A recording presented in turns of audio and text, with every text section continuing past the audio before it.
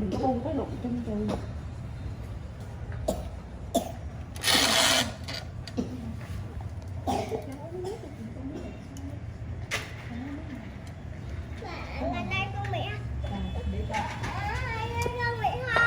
Biết rồi.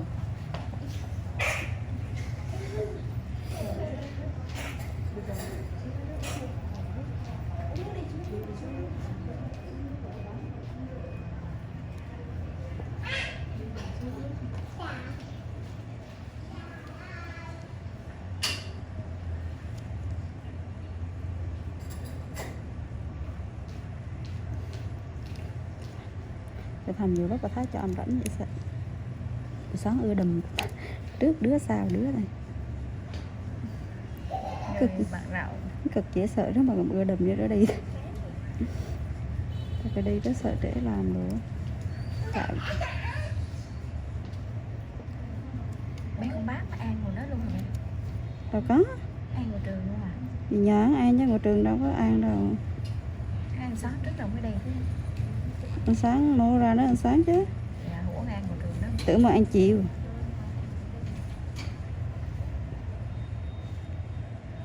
Chỉ có trường tư mới có ăn chiều thôi chứ trường nhà nước thì có ăn chiều. Đúng rồi.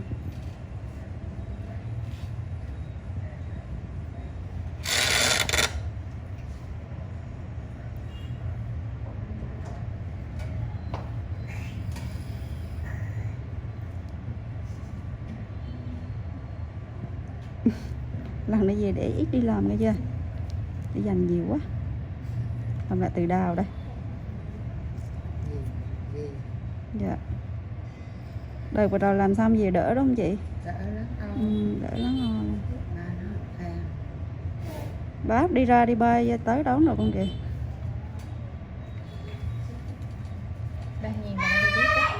Nghe chỉ đồ chỉ cặp đồ trên xe để cho ba tự lái đi.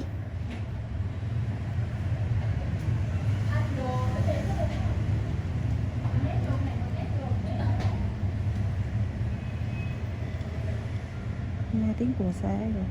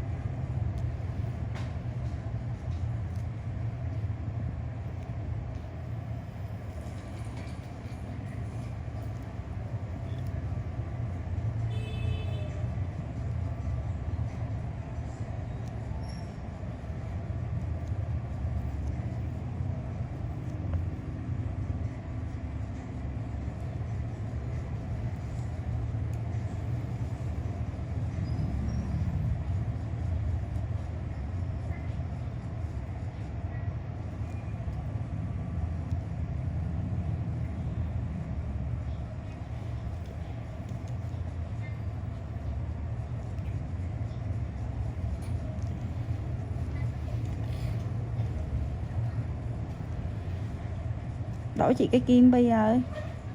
Mở ra cám sẵn cho chị luôn.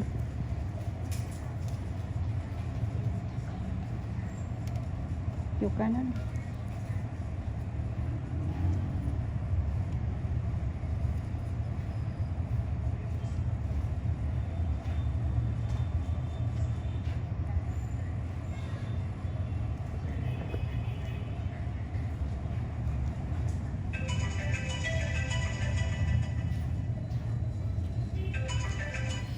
Mấy giờ mới có khách?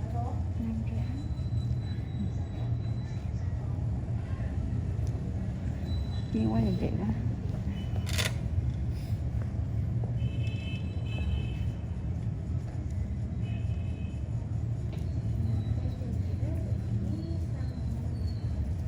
Thấy Ê, cái chuyện qua đi. Dạ qua, dạ được chị.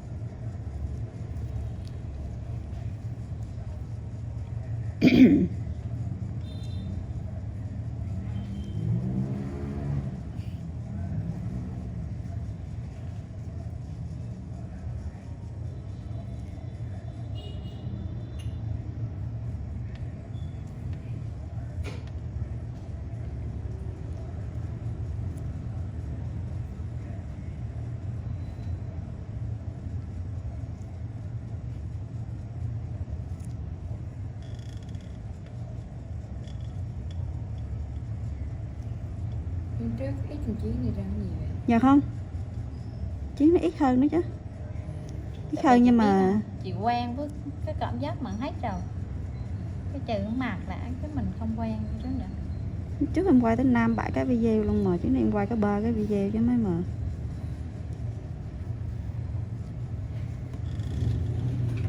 Ngứa em hãy tróc cho nó đỡ ngứa. Dạ. Làm phải kỹ. Chị quen cảm giác hết mụn rồi á. Tự nhiên nó Đó lên là- lại cái gì thấy nó. Với lại đó rõ ràng rồi. Khải ngầu lắm, Khải này là nó mặt nữa đây. Khải là bị sưng lên là thấy nhiều. Đó, Chứ còn ví dụ như nếu như không sưng là chị sẽ không thấy bao nhiêu. Bởi vì mụn dưới da, mụn này nè, cái kem kem này không bằng nửa đợt trước chứ mấy.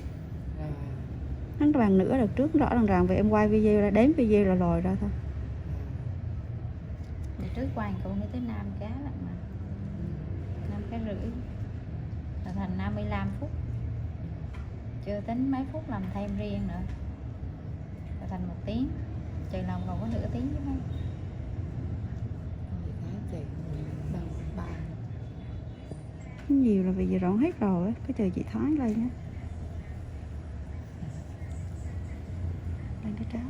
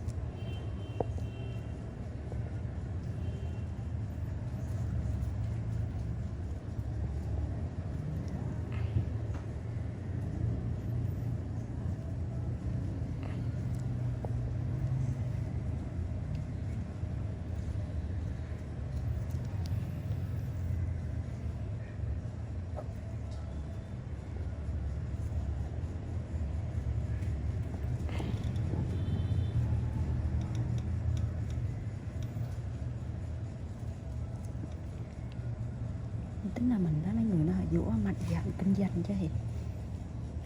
Thì tiền từ ngân hàng hết á, tài sản không có gì hết mà. Nạn quá là kiện ra tòa đó chứ giỡn đâu.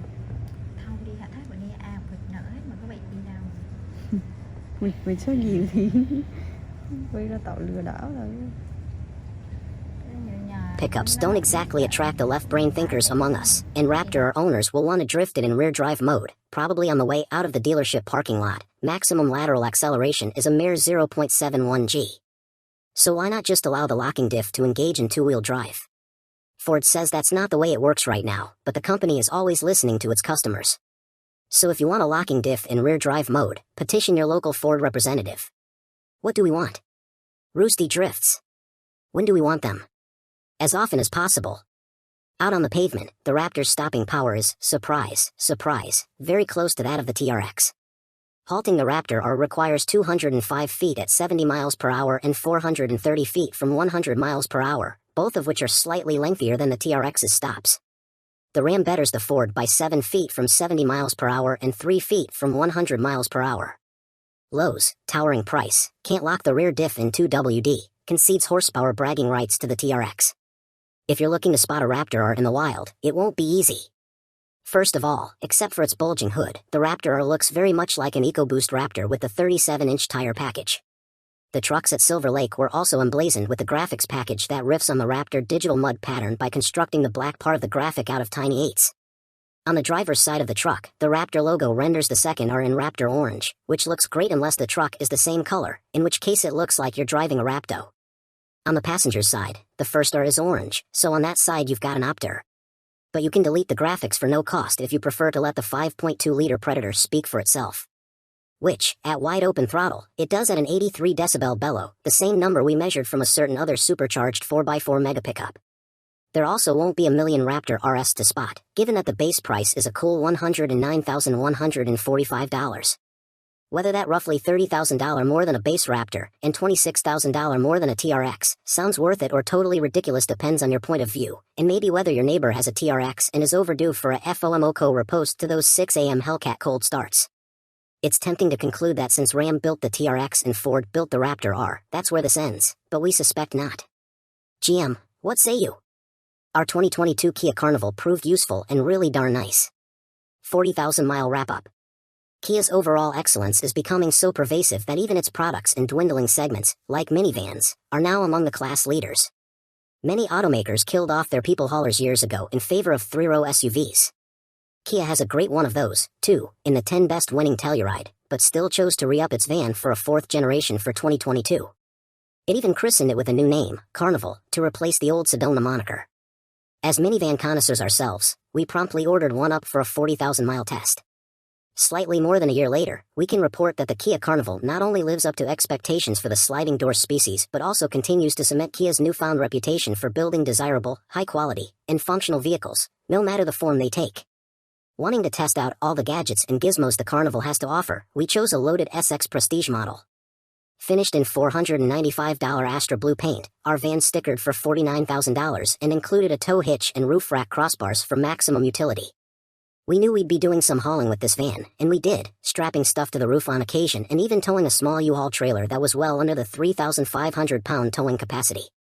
And, of course, we stuffed the Carnival's 7-seat interior full of our own precious cargo, frequently making use of its spacious cabin and creature comforts. We had mixed feelings about the second-row VIP lounge seats with their myriad power adjustments and leg rests. For some, they were a nice refuge, perfect for napping on road trips.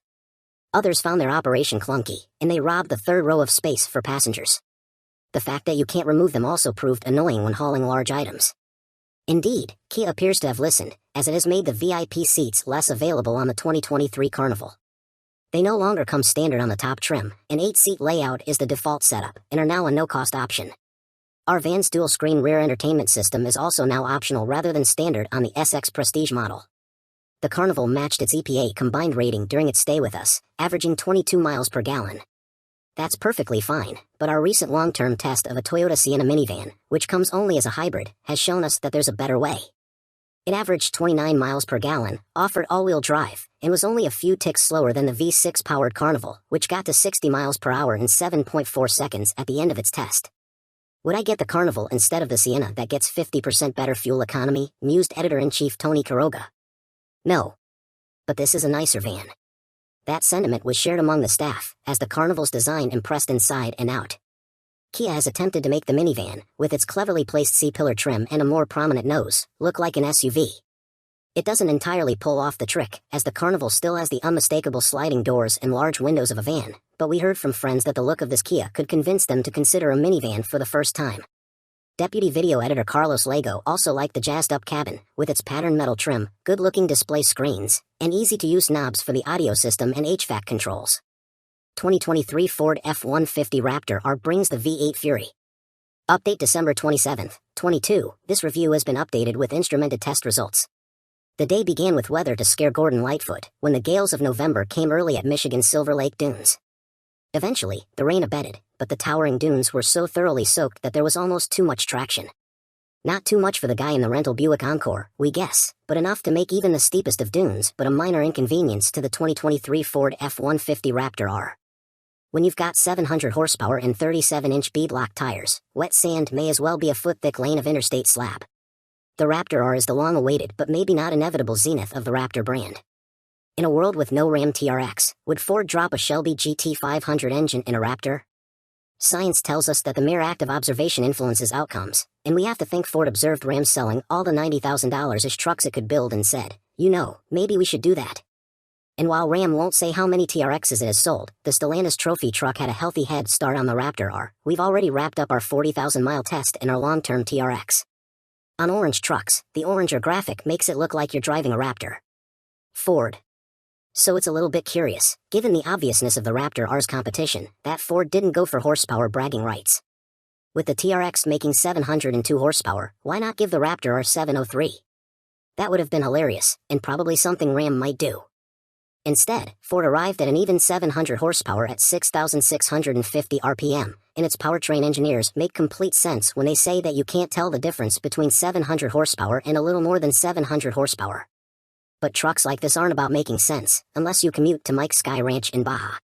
They're about big numbers and loud noises and taking dirt that was over here and throwing it way over there, and then doing some sweet jumps. The Raptor R is spectacularly well equipped to handle all of that, even without horsepower bragging rights. Highs, towering off-road performance, righteous V8 sounds, quicker than a TRX. For Raptor duty, Ford's supercharged 5.2-liter V8 gets a truck tune that fattens up the torque curve, delivering 640 lb-ft at 4,250 RPM. The blown 5.2 gulps air so ferociously that Ford had to reinforce the Raptor's intake ductwork because the EcoBoost spec plumbing was distorting under heavy throttle. A new supercharger pulley gets the boost ramped up sooner, all the better for spinning those 437-inch BF Goodrich all-terrain KO2 tires. Because the V8 adds 100 pounds to the front end, spring rates are increased, and there are some beefier frame brackets, but the suspension mostly carries over. The base Raptor, with its 450 horsepower twin-turbo 3.5-liter V6, is available with either 35-inch tires or 37s, but the Raptor R gets only the 37s. That costs it an inch of front suspension travel but delivers 13.1 inches of ground clearance and, Ford admits, just helps it look awesome.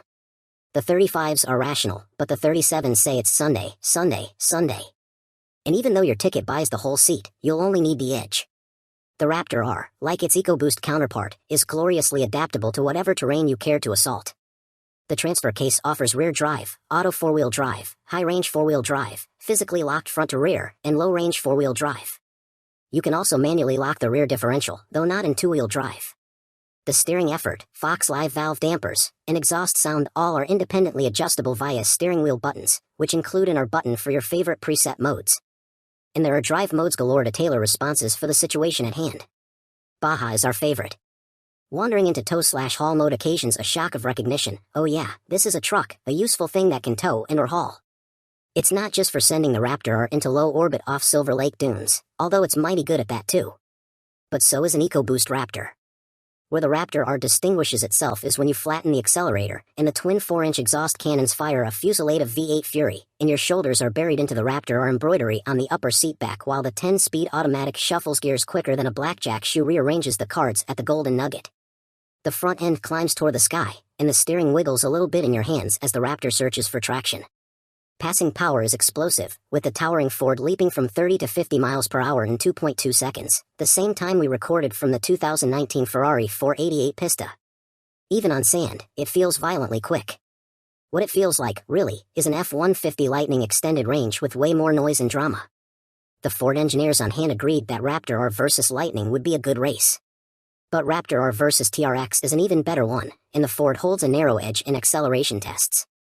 The Raptor R hits 60 miles per hour in just 3.6 seconds, 0.1 second ahead of the TRX, and blazes through the quarter mile in 12.0 seconds at 112 miles per hour, nipping the TRX's 12.3 second run at 111 miles per hour.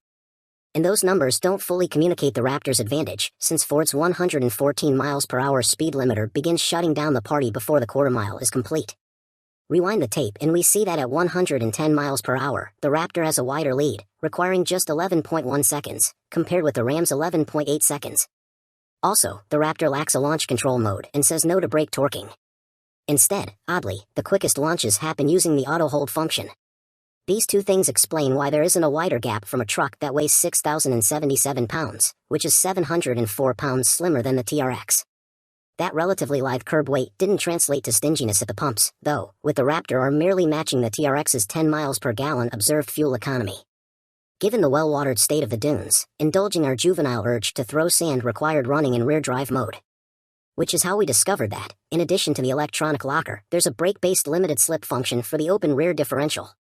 The brake-based system works when one side or the other experiences a flare in wheel speed, and the brake on that side gives a squeeze to send power back to the other side. This system is operating in the background even when the advanced track stability control system is completely disabled. So if, say, you want to roost some dunes in two-wheel drive, where the rear locker can't be engaged, the rear brakes will be getting a workout. When it came time to spec, we had to have a manual.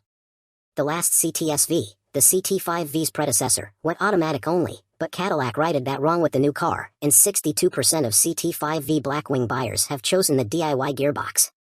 Our car is a tasteful dark blue called Wave Metallic, which we would have preferred to pair with the $1,500 bronze-colored wheels rather than the bronze Brembo brake calipers it has. This car also has the $4,100 carbon fiber 1 package of aerodynamic add-ons, black and tan leather seats with carbon fiber seat backs, $6,090, and the $1,450 weight penalty that is the sunroof option. Between that sunroof and the iron rotors, versus the carbon ceramic option, this example weighs 115 pounds more than the first CT5V Blackwing manual we tested. Not surprisingly, this one ran 0.1 seconds slower to 60 miles per hour and through the quarter mile, although 3.7 and 11.7 seconds, respectively, is bonkers for a 4,200-pound sedan that can comfortably seat 5. At 1.02 Gs, skid pad grip nearly matches that of the Corvette Z51, and the CT5V's 143-foot stopping distance from 70 miles per hour beats every C8 Corvette we've tested, proof that the Blackwing spec Michelin Pilot Sport 4S tires are considerably grippier than the off-the-shelf versions. But those numbers didn't come easily. The supercharged small block V8 that powered our car for its first 1,700 miles didn't survive the initial test session. After about 15 standing start acceleration runs, the V8 started misfiring dramatically, and the caddy left on a tow truck. Somehow, combustion got too lean on the even bank, which led to cylinders scoring and necessitated a heart transplant. We've outlined the carnage and findings from a teardown of that engine once it made its way back to GM in a separate story. Roughly 6 weeks later, the CT5V was back, and we started a second 1,500-mile stint of restraint to brake in a new V8, keeping engine speeds below 4,000 RPM, no wide-open throttle or constant vehicle speeds. The engine swap was covered under warranty, although we got charged $50 for fuel used to test the new engine after it was installed. Back at the track a second time, the CT5 was all bellow and zest, turning in the acceleration times mentioned above. Just when we were thinking all was right once again in CT5V Blackwing land, a cluster of deer appeared during one of our final runs, and one ran into the CT5's flank, primarily damaging the passenger's side rear door. If you thought that was unlucky, the very next day our long-term CT4V Blackwing went to the track, where it startled one of the birds feasting on the fresh kill. The bird then swooped straight into the A-pillar of the lesser Blackwing, which was going 100 plus mph. What are the odds? Months in fleet, 5 months current mileage, 5,937 miles. Average fuel economy, 15 miles per gallon. Fuel tank size, 17.4 gallons. Observed fuel range, 260 miles. Service, $0 normal wear, $0 repair, $50. Our long-term 2022 Cadillac CT5V Blackwing provides daily wows. 10,000-mile update.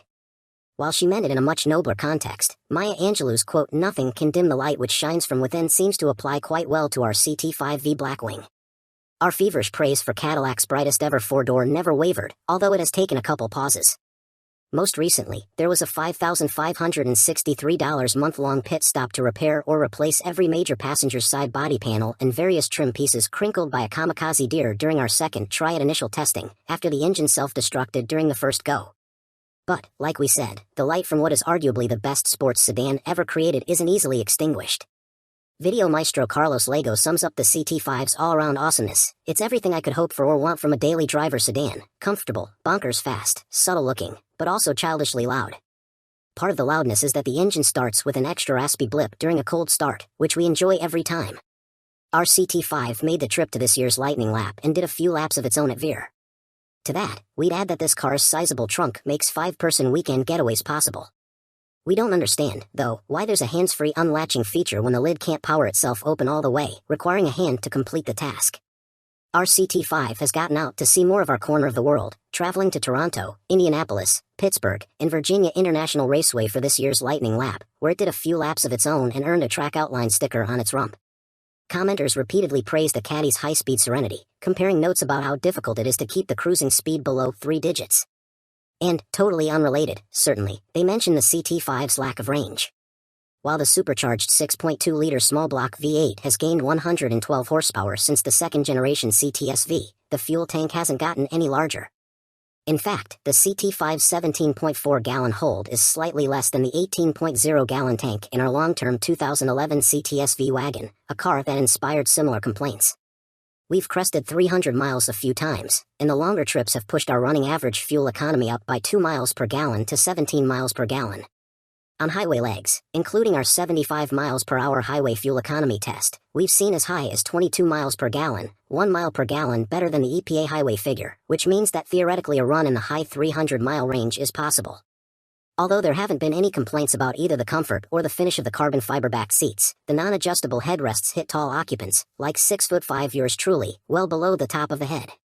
BMW and Porsche are more accommodating to the tall with their fixed headrest designs. The Blackwing seats also creak slightly when leaned upon. We've criticized the CT5's interior trim, which is quite lowbrow for a $100,000 anything, and now a couple of stitches on the leather steering wheel have started unraveling. We have been digging the night mode, which dims all dash lights except for a minimalist speedo. This is perhaps an idea swiped from Saab, which had a similar feature called Night Panel. We've also completed our first service that didn't involve swapping out the entire engine. The oil filter was just $5, while each of the 8.8 quarts of 0W40 cost more than 3 times as much, yielding a $195 total. On the way back from VIR, we had another run-in with a quadruped. This time it was a deer carcass in the middle of the interstate, hidden by darkness until it was too late to do anything but center it under the car.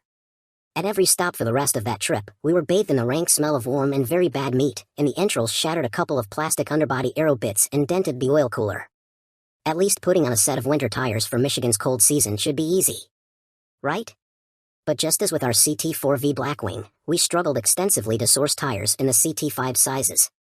After exhausting all the usual outlets, we found a hodgepodge set at a local Mercedes-Benz dealer. All 4 are Pirelli Sada Zero Series 2s, but the fronts are Mercedes Spec Winter 270s, and also 5 years old, while the rears are Porsche Spec Winter 240s. That's a lot of caveats when shelling out $1,830 for tires.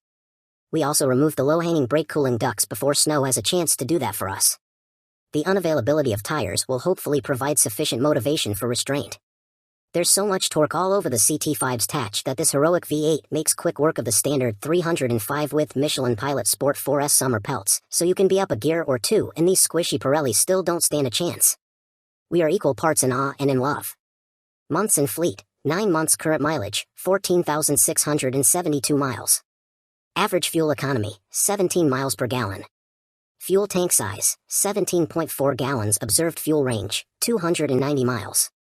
Service, $195 normal wear, $16 repair, $50 damage and destruction, $5,563. Introduction. It's been unforgettable since day one. Despite our fully respecting the break-in restrictions, the CT5V Blackwing forcefully blew off its tires in a fit of wheel spin on its first drive home in our long-term fleet. Sure, the conditions were chilly and wet, but the amount of hooliganism at the ready, even when using well shy of this car's full 668 horsepower, can almost seem reckless.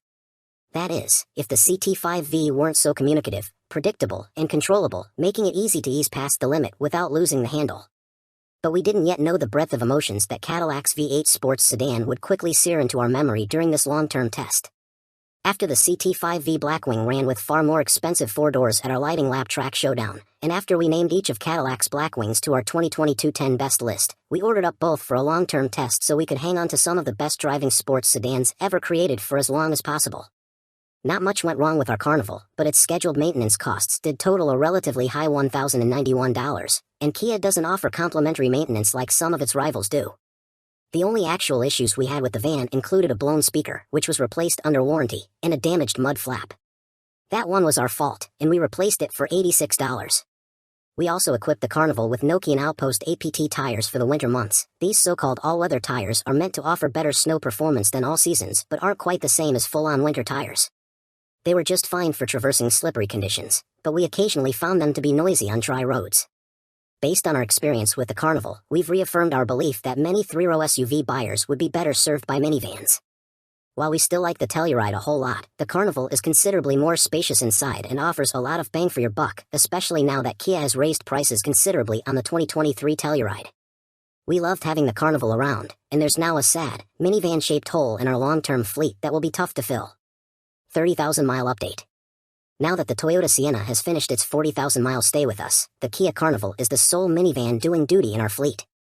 Granted, Kia's three-row Sorento SUV has joined the C/D garage, but its smaller cabin and lack of sliding doors only serve to remind us that you can't beat a minivan for passenger comfort and versatility. And so, we continue to put the Carnival to good use as we approach the last quarter of our long-term test, with the Kia flying past the 30,000-mile mark this summer thanks to a steady diet of road trips. Over the summer, the Carnival shuttled assorted staffers and their 93-year-old grandparents, pregnant siblings, and friends. It also went camping at the Bonnaroo Music and Arts Festival in Tennessee. It has garnered praise for its smooth ride, quiet interior, and comfortable seats, but a few small niggles have cropped up. It can be difficult to raise the heavy third-row seats from the well on the floor that they fold into. More mechanical assistance would be appreciated. And the steering wheel controls strike us as counterintuitive. When listening to music, for example, instead of pressing the up arrow to go to the next track, you press down. The Carnival is so good that tiny issues like this stand out. In previous updates, we mentioned the Carnival's optional $360 roof rail crossbars and their effect on the van's fuel economy. And we now have more data to support the hypothesis that the bars hurt highway MPG when installed. We performed our 75 miles per hour highway fuel economy test once again, but with the crossbars removed, and saw a big difference. The Carnival without the bars achieved 28 miles per gallon, compared with 25 miles per gallon with the bars installed. Overall, our fuel economy average has continued to rise and now sits at 22 miles per gallon, matching its EPA combined estimate. Regularly scheduled maintenance has continued to be, well, regular. A service at 24,149 miles included an engine air filter replacement, a tire rotation, and an inspection. The dealership forgot to perform an oil change, so we went back a few days later for that. The total came to $185. The dealership also replaced a blown right front speaker under warranty, and at 26,278 miles we replaced a damaged rear mud flap for $86 after waiting a few weeks for the part to come in. With only a few thousand miles left in its test, our Carnival SX Prestige will soon depart, and we'll be sad to see it go. Keep an eye out for a full recap of its 40,000-mile stay within the next few months. Months in fleet, 11 months current mileage, 34,191 miles. Average fuel economy, 22 miles per gallon. Fuel tank size, 19.0 gallons. Observed fuel range, 410 miles. Service, $464 normal wear, $0 repair, $0. Damage and destruction, $86. 20,000-mile update. It's only been a few months since we last checked in with our 2022 Kia Carnival, but it has already accumulated another 10,000 miles and blown past the halfway point of its 40,000-mile evaluation. And those miles haven't been easy on our Kia minivan, as we made use of its towing capacity for the first time and added Tennessee, North Carolina, Vermont, and Florida to its list of road trip destinations. The Carnival's biggest task lately was to tow a U-Haul trailer full of stuff from Michigan to New York, which it handled admirably. The Kia's stable highway manners instill confidence no matter what it's pulling, and the 3.5-liter V6 didn't feel overly taxed by the extra weight. Its indicated highway fuel economy during the trek wasn't bad, hovering around 18 to 20 miles per gallon, and the 19.0-gallon fuel tank made it easy to go 300 miles between pit stops. Unladen, we're often going over 400 miles per tank, with 457 being the current maximum. Still, that is less impressive when compared with our other long-term minivan, the Toyota Sienna Hybrid, which is averaging more than 30 miles per gallon and can easily do 500 miles on a tank. Curiously, we have pumped more than 19 gallons into the Carnival's 19.0-gallon tank on 2 occasions, and the last miles leading up to those stops weren't exactly nail-biters. We've asked Kia if there's a reserve amount that's not accounted for in the tank size rating, and we'll report back next time. 2022 GMC Hummer EV Pickup Edition 1 is our Bring a Trailer auction pick of the day. You know the drill, a new EV gets all hyped up, and a limited number of early editions sell out quickly. That means second-hand auctions are where you need to look if the FOMO is real for you. In this case, the 2022 GMC Hummer EV Pickup Edition 1 is all sold out, and given the $112,595 price when new, the current bid of $102,000 over on Bring a Trailer represents a discount. Bad, like car and driver, is part of Hearst Autos. With the auction continuing until Saturday, January 21st, we suspect the numbers will climb before it's all over. Whatever powertrain it carries, the Hummer remains a controversial vehicle. Reviewing the 1,000 horsepower, all-electric version, we once called it a definitive riposte to the EVs or wimpy crowd. If you're sad you missed out on the chance to buy one of the $100,000 plus GMC Hummer EV Edition 1 monsters, time to turn that frown upside down. A 2022 GMC Hummer EV Pickup Edition 1 with about 2,000 miles on it is currently listed for auction at the site Bring a Trailer, which, like car and driver, is part of Hearst Autos. Since you can't even place an order for a new Hummer EV right now, and when you can, deliveries might not happen until 2024, second-hand sales like this are the only way to get one in your driveway anytime soon.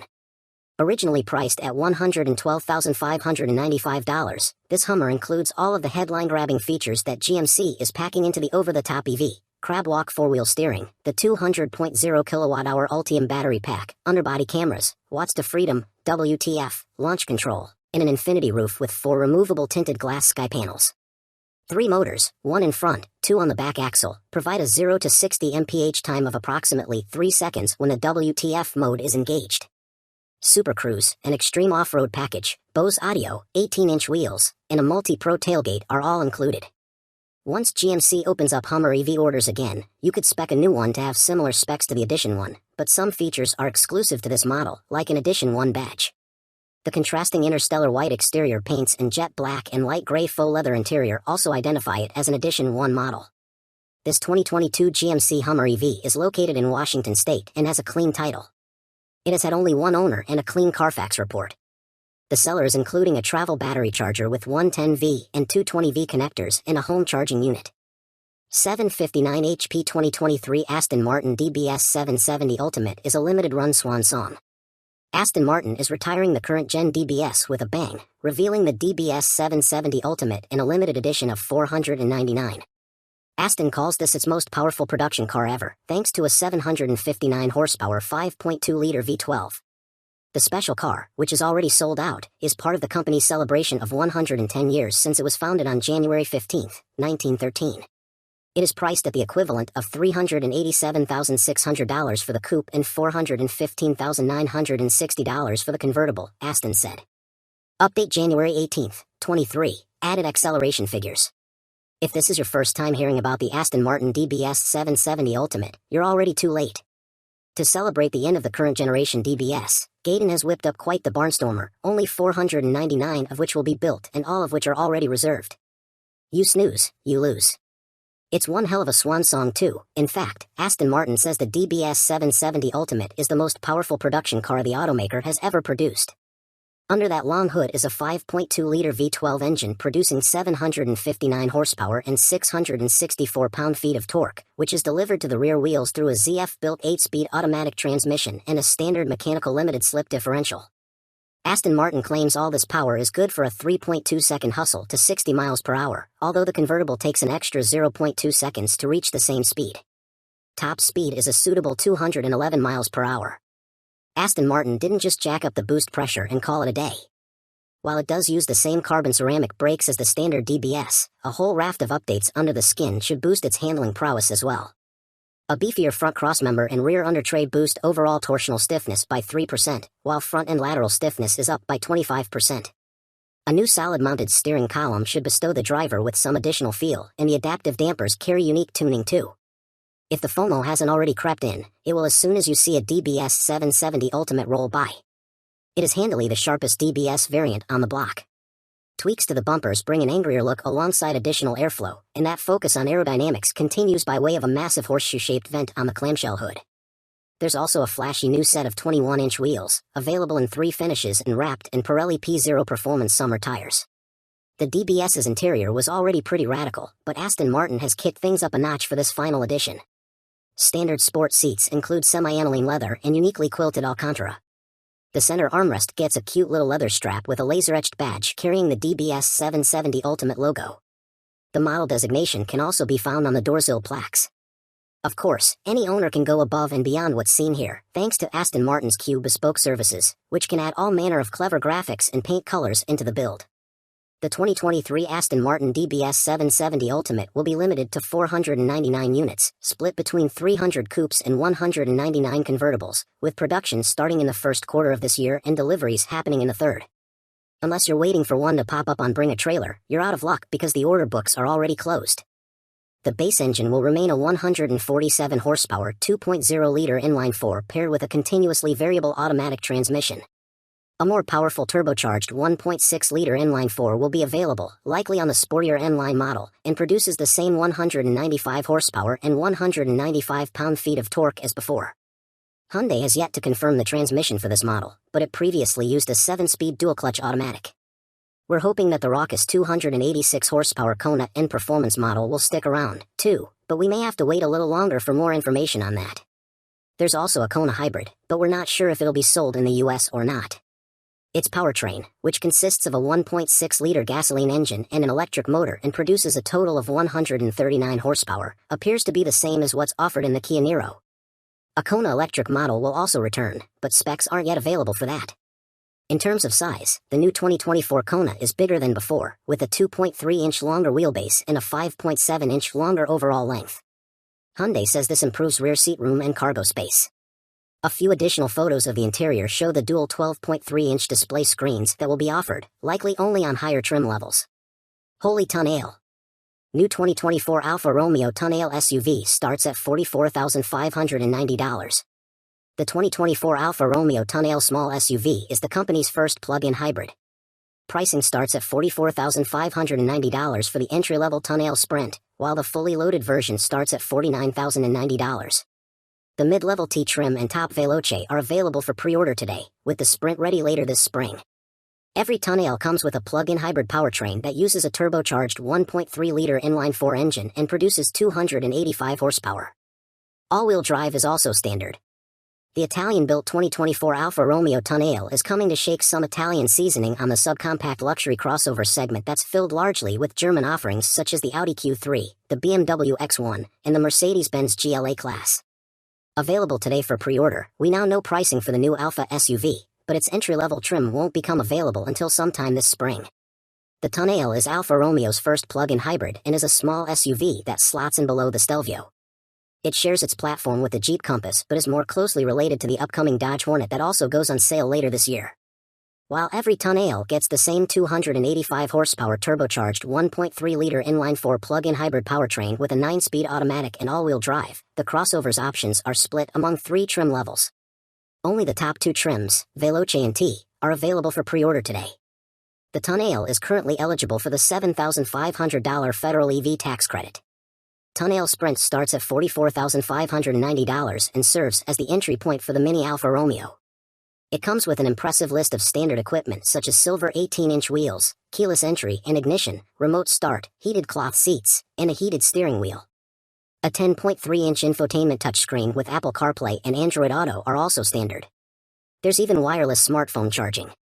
The Tonale T pricing starts at $46,590, only a few $1,000 more than the entry trim, and adds subtle appearance changes like black wheels and other exterior accents but also includes a power liftgate and ambient lighting. At the top of the Tonale food chain is the Veloce at $49,090. While the trim level means Italian for fast, it doesn't actually have an advantage in power.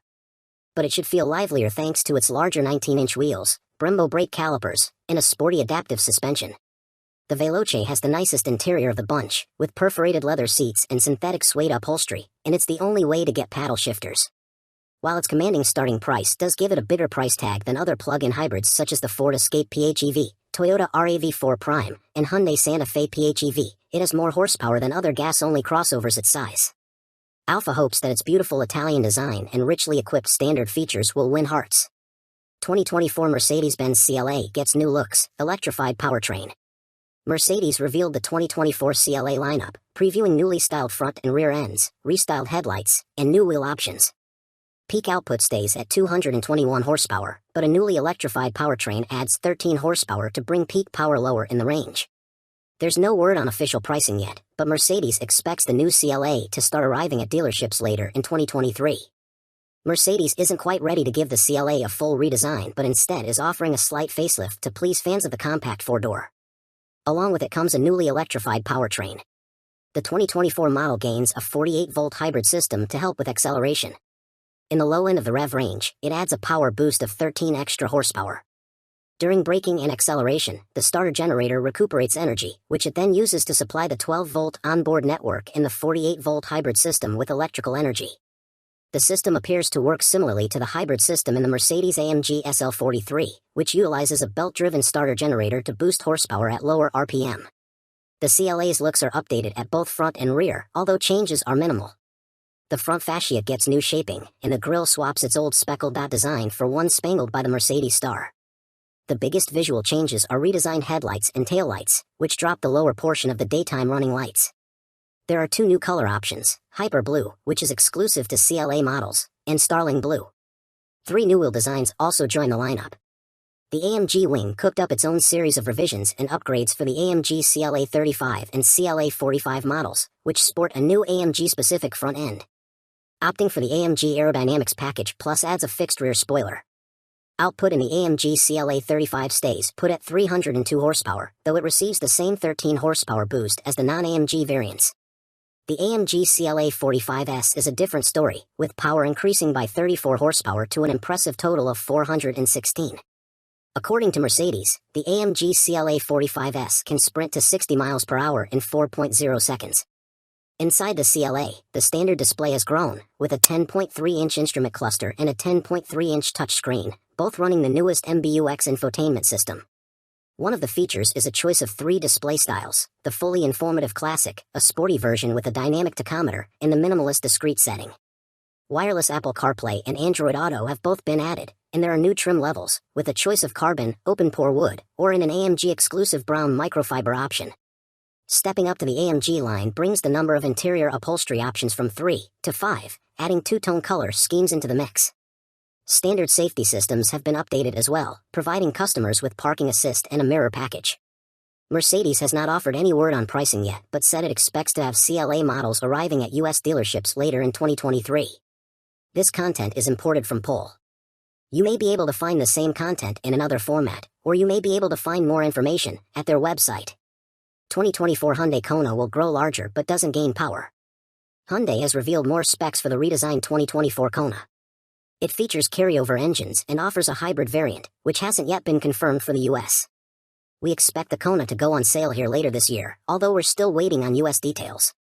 Hyundai's new 2024 Kona looks a whole lot different than before, but doesn't appear to be as revolutionary underneath. Specs for the new model are out, in the subcompact SUV's engine choices, a naturally aspirated 2.0-liter inline-4 and a turbocharged 1.6-liter inline-4, carry over from the outgoing model. We're still waiting on details for the US model, which will confirm whether the Kona's hybrid model will make its way to our shores. 2023 BMW X1 is practical, not experimental. Update December 29, 22. This review has been updated with test results. Despite a name shared with a rocket-powered aircraft, there's little chance of mixing up BMW's X1 with Bell's. We're sure Chuck Yeager would have appreciated such luxuries as interior mood lighting and the option of a Bang & Harman/Kardon 12-speaker stereo. Unlike his radical experimental plane, the BMW X1 is a pleasant small SUV that offers an attractive entry point to German brand motoring. And it isn't breaking barriers or speed records, even if you dropped it from the belly of a B29. BMW's skunkworks have recently been experimenting with dramatic design elements inside and out. The X1 is a more traditional offering with a smooth exterior and a small, almost square kidney grille understated next to the flared nostrils of most of the current BMW lineup. Still BMW's smallest SUV, the X1 has grown to nearly the size of a first-generation BMW X3. Now in its 3rd iteration since its 2009 introduction, the UDA is 1.7 inches longer and taller, and it's almost an inch wider than last year's all-wheel drive equivalent. The wheelbase is 0.9 inch longer, and the track width is greater by 0.8 inch. The result is more interior room and a hint of bulldog stance. A revised engine and a new transmission. Under the hood is a good old gas burner, a turbocharged 2.0-liter Miller cycle 4-cylinder with a few extra horses squeezed in. An electric version, the 9.1, is available in other markets but won't come here. Changes to the combustion chamber geometry and the new port and direct injection system bump the power plant to 241 horsepower, from 228, and 295 pound-feet of torque. In our testing, the X1 at full thrust reached 60 miles per hour in 5.4 seconds and covered the quarter mile in 14.1 seconds at 99 miles per hour. Replacing the previous 8-speed automatic, a 7-speed dual-clutch gearbox has a wider ratio spread and allows coasting. If you want it on high alert for grabbing gears, the Sport mode shifts with more vigor, and the M Sport package, $2,300, provides paddle shifters that put the decision-making in a driver's hands. We found the powertrain to be quiet and smooth in traffic and highway cruising but a bit sluggish when asked to make high-speed passes or accelerate uphill, despite the X1's reasonably zippy 4.3-second 50 to 70 mph passing time. There's some turbo lag to be found here, even in Sport mode, which helped contribute to a relatively pokey 6.6-second pull from 5 to 60 miles per hour. EPA fuel economy estimates are 28 miles per gallon combined, 25 miles per gallon city, and 34 mpg highway, which are some 2 to 3 miles per gallon better than last year's all-wheel drive model. Running the X1 hard through Southern California's mountain roads, we averaged only 23 miles per gallon, though. One big change to the X1 for 2023 is that all-wheel drive is now standard. During easy motoring, the front wheels handle the majority of driving duties, but any loss of traction sends power to the rear. Dynamically, the X1 is fun to drive, scooting happily around corners. Its small size makes it well matched for narrow roads, and, when you're done, narrow parking spots. Neither the steering wheel nor the brake pedal offers much feedback. Even so, on its optional 20-inch summer tires, our test car needed 167 feet to stop from 70 miles per hour and generated 0.86 g of grip on the skid pad. Interior style and tech. BMW has been on it with interior design in its new models. The X1's cabin makes good use of texture and color to add interest to swaths of plastic. The door panels in particular are appealing, pretty enough that you might leave the door open a few extra minutes so your neighbors can admire the Tweety patterned speaker grills and the gateway arch of a door handle. The console offers a lower shelf space, although it's not easy to access with a larger handbag. Cup holders sit low and out of the way, and the optional wireless charging pad leans back at the angle of a grandpa in a Barcalounger, a nod to those of us who sneak a look at the screen at stoplights. Speaking of screens, the X1's single curved display panel runs from behind the steering wheel to the center of the dash. Modes offer different instrumentation designs, and the right side showcases navigation, music, and phone interfaces. Unfortunately, the screen is also the only way to control the climate system and the seat heaters, and it's a long stretch for the driver, even for those of us sitting far forward. The sound system can be adjusted from the steering wheel, but to turn off the heated steering wheel or adjust the AC fan, you have to do some poking around on screen, never an ideal action while driving. The seats in our sample car were the optional sport seats. For a commuter SUV, they're deeply bolstered. While the seating position was good and highly adjustable, the cushioning was too firm for a long drive, a scenario in which the bones in one's posterior will quickly make themselves known. The rear seats are also stiff, and passengers may find the backrest angle too reclined, although the laid-back shape does make installing a child seat easier. Cargo space is generous, with a side net to corral small objects, a total of 26 cubic feet behind the rear seats, and 57 with them folded. X1 pricing and equipment. Shopping for an X1 should be relatively easy, as there are no alternative engine or transmission choices, and the standard model comes with many features you'd want, including Apple CarPlay and Android Auto compatibility, LED headlights with cornering lights, a power liftgate, and roof rails. The X-Line package adds bigger wheels and more interesting interior trim, and a sunroof is available with either the Convenience package, $1,950, or the Premium package, for $1,200. Nudging the price up from the $39,595 starting point is pretty easy, and our $50,795 example packs a lot into a small SUV. It may not be Chuck Yeager's glamorous Glennis, but even an experimental test pilot could use a practical runabout when it's time to hang up the flight suit and drive home.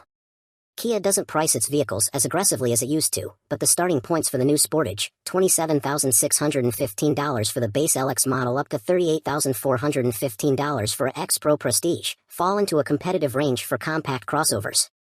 We'd be reluctant to pay close to $40,000 for a version like the two we tested, a $38,310 SX Prestige Hybrid and a $39,075 X Pro Prestige with the base engine. The X Pro can't be had with the hybrid powertrain. But a nicely equipped EX Hybrid in the mid-$30K range strikes us as an attractive proposition, distinctive styling and all. 2022 Mercedes-Benz EQS 450 Plus electrifies luxury. Update January 3, 23. This review has been updated with test results. After you've driven nearly every car for sale over the last 20 years, it's natural for the cars of the past to enter into your thoughts when driving something new. Humans compare experiences to gain perspective, which explains why we were daydreaming about Rolls-Royces while driving Mercedes-Benz new electric luxury four-door, the EQS 450 Plus. Like a Rolls-Royce Phantom, the EQS is a capsule of luxury and silence that pours itself down the road with unerring grace. Unlike a hard-to-swallow Rolls, the EQS looks like an Advil leaky gel. It's a lozenge of a car with what Mercedes claims is the lowest drag coefficient, 0.20, of any car on sale. That slick bod whips through the air, barely disturbing it, and leads to near silence at extra-legal highway speeds. At a more reasonable 70 miles per hour, we recorded just 64 decibels of noise inside the cabin. The 107.8 kilowatt-hour battery sandwiched in the floor assists in keeping road noise to a minimum. That big battery also allows the EQS 450 Plus to go an estimated 350 miles between charges, according to the EPA. Yet we were able to cover 400 miles on our 75 miles per hour highway test, putting this Benz just behind our current long-range EV champ, the Lucid Air Grand Touring. Find a level 3 DC hookup and the EQS can go from 10% charge to 80% in a claimed 31 minutes. On a typical level 2 setup, the EQS takes just over 11 hours to go from 10% to 100%. Highs: impressive real-world range, luxurious appointments, generous cargo capacity. Moving the electrons around in the battery is a single motor driving the rear wheels that makes 329 horsepower and 417 pound-feet of torque. It's not nearly as quick as the 516 horsepower EQS 580, but it'll shove you into the massaging seats. After the initial thrust from a stop, the acceleration tapers off, but 60 miles per hour is yours in 5.4 seconds. In more relaxed driving, the right now torque affords the EQS the same sort of effortless waftability that Rolls-Royce has been touting for decades. Yet what really reminds us of the spirit of ecstasy is the suppleness and silence of the suspension as it glides over the tarmac. Not much of the outside permeates the EQS's cocoon. The long 126.4-inch wheelbase certainly helps attenuate bumps, but it's the tuning of the standard air spring suspension that maintains the serenity despite our test car's 20-inch wheels wrapped in Goodyear summer rubber. Those sticky tires provide excellent grip, 0.90 G around the skid pad, despite this car's 5,530-pound curb weight. Press it hard into a corner and it remains flat, and the low center of gravity born of the massive battery in the floor seemingly drills the car into the center of the earth.